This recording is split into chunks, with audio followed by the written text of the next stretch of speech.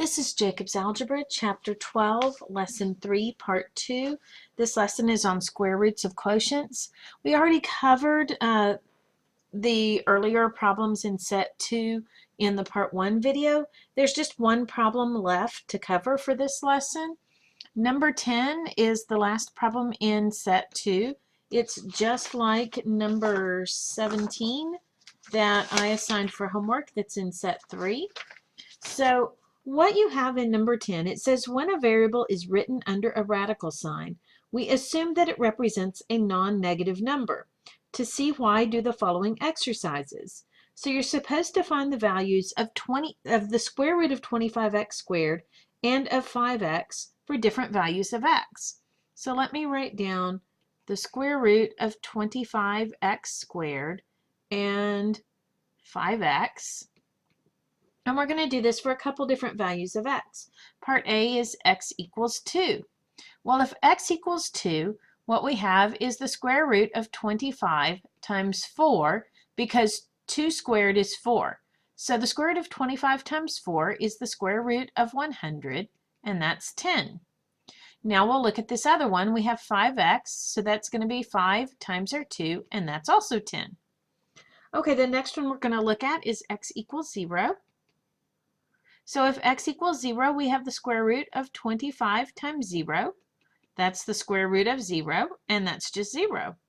For our second one, we have 5 times 0, and that is also 0. But what if, like for part D, we have x equals negative 1? Well, then we have 25 times 1, because negative 1, when you square it, becomes a positive 1. That's the square root of 25, which is 5. But when we look at our 5x, 5 times negative 1 is negative 5. So we get different values when we have a negative number for x. Then they have you use a different one. We have the square root of x squared over 25. And then we have x over 5. And again, we're going to use a couple different values of x. So let's try this for x equals 5. When x equals 5, we have the square root of 25 over 25, because 5 squared is 25. And that's the square root of 1, which is just 1. And then we have 5 over 5 equals 1. So they're equal. Now let's do this for x equals negative 5. Well, when x equals negative 5, we have the square root of 25 over 25, because the square of negative 5 is also 25. And that's going to give us 1 again. For x over 5, we have negative 5 divided by 5, and that's a negative 1.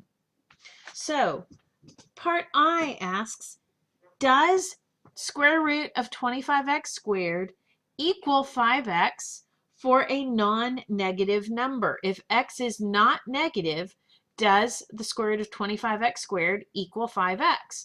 And for non-negative values of x, that is true. We got 10, we got 10, we have 0, we have 0, so we have the same value. So for part I, the answer is yes. For part J, we want to know, are these equal when x is negative? Well, when x is negative, we got 5 for the first one, but we got negative 5 for the second one. So I'm going to say no, they are not. And then questions K and L are about this second pair here. So question K asks, do these things equal? Are these things equal if x is not negative?